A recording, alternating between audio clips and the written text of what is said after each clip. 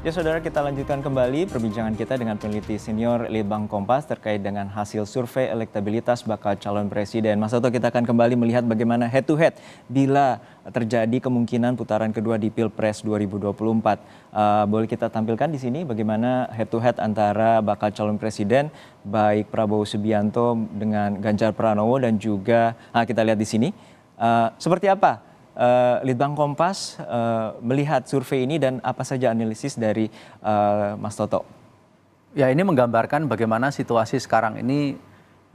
Ganjar Pranowo yang tadinya sudah unggul jauh bulan Januari lalu, kalau di head to head begini selisihnya sudah di atas 5,5% dibandingkan dengan Prabowo. Tapi sekarang turun sehingga lalu menjadi relatif sama ya. Memang unggul secara nominal, memang unggul Prabowo, tetapi kalau kita hitung ini hanya 1, sekian persen selisihnya. Nah, ini yang mau kita sampaikan adalah bahwa situasi selisih angka semacam ini masih harus memperhitungkan margin of error. 3%. 2,83 persisnya. Nah, kemudian kita juga harus memperhitungkan bahwa di dalam simulasi 3 nama, itu perimbangannya berbeda. Di dalam 3 nama, kemudian di dalam 5 nama dan 10 nama berbeda. Di mana Ganjar Pranowo masih relatif lebih unggul dengan nominal yang tipis juga. Jadi relatif semacam ini tapi terbalik. Artinya apa? Memang pada saat ini cenderung lebih kuat Prabowo karena juga kita mengingat bagaimana situasi partainya. Jadi Partai Gerindra ini pada bulan ini kalau kita ukur itu elektabilitasnya naik paling tinggi dibandingkan partai-partai yang lain. Jadi kenaikannya itu 4,7%, 4,3% kemarin kita bahas di sini juga. Dan ini tampaknya juga saling memberikan efek ekor jas ya. Jadi Prabowo juga diperkuat oleh Gerindra dan sebaliknya. Nah, kita sekarang bisa melihat bahwa inilah dampak dari bagaimana endorsement yang dilakukan oleh Presiden Jokowi ketika kedua-duanya juga diajak jalan ke tengah sawah Ya, di Kebumen. Kemudian juga sama-sama Hutan mangrove ya. didampingi ya. Dan hasilnya ya publik sekarang melihat bahwa kedua capres ini adalah capres yang dalam tanda petik direstui, sehingga ya situasinya menjadi semacam ini. Nah, apakah ini akan berubah ke depannya? Kita harus melihat situasi tren di belakang yang lalu.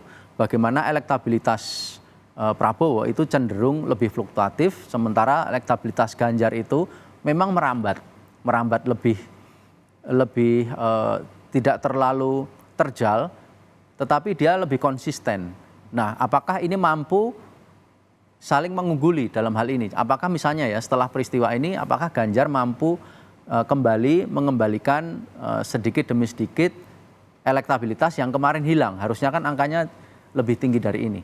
Dan juga apakah misalnya dalam hal ini Prabowo juga mampu memanfaatkan situasi yang sekarang sedang baik untuk tidak turun lagi. Karena fluktuatif dari elektabilitas Prabowo ini jauh lebih besar dibandingkan Ganjar. Oke.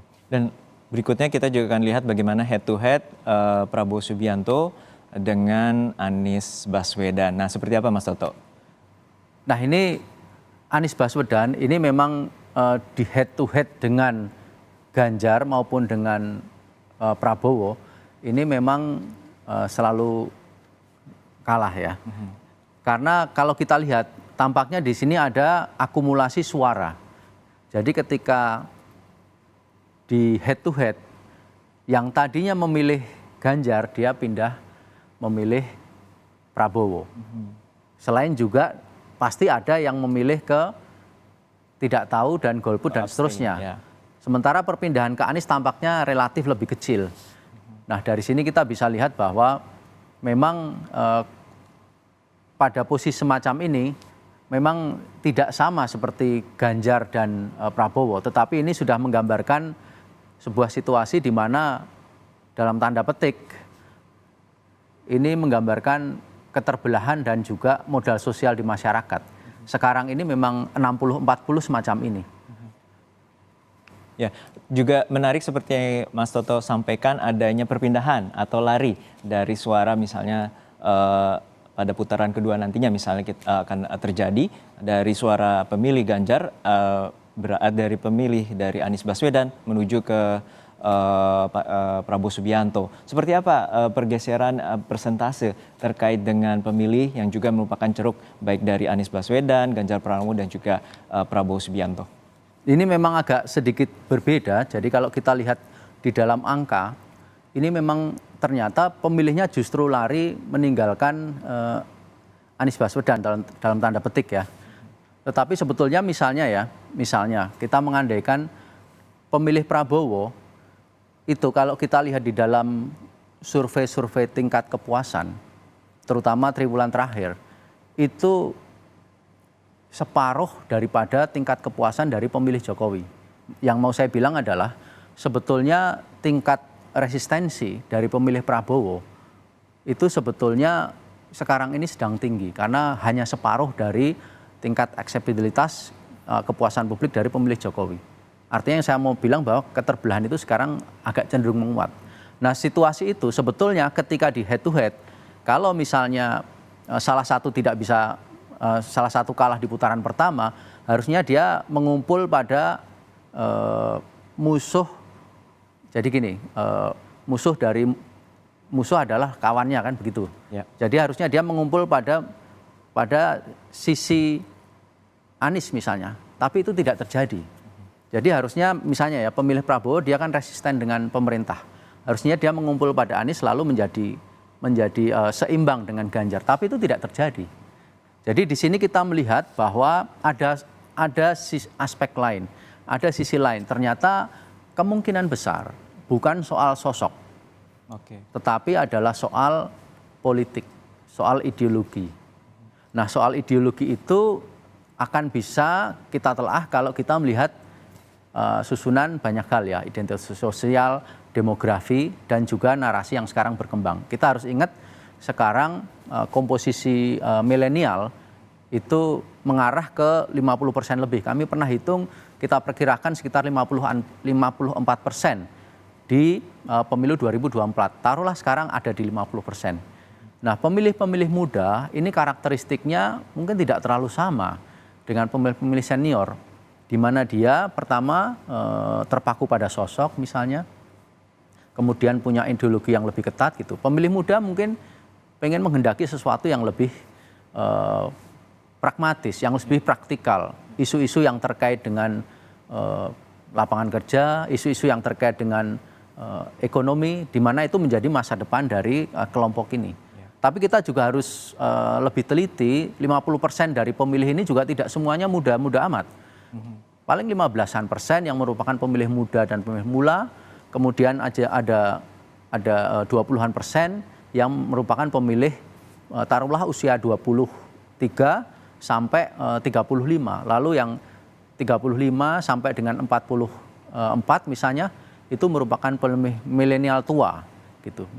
Di mana ini semua masuk dalam kategori 50% tadi, 50 sampai dengan 54%. Nah, kemungkinan besar itulah yang menyebabkan ketika salah satu calon itu tidak maju, ternyata tidak begitu saja dia berpindah pada sosok lawannya.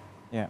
Harusnya misalnya pemilih Prabowo itu resisten terhadap Jokowi, harusnya dia tidak masuk ke Ganjar dong, harusnya masuk ke Anies. Ternyata tidak. Okay. Ada hal-hal yang lain yang lebih intrinsik yang mempengaruhi pilihan mereka. Oke, Mas Toto singkat saja, ini terkait tentu masih ada waktu 9 bulan lagi, faktor bakal calon presiden. Seperti apa Mas Toto melihatnya nanti bila pasangan pendamping dari bakal calon presiden ini sudah dideklarasikan?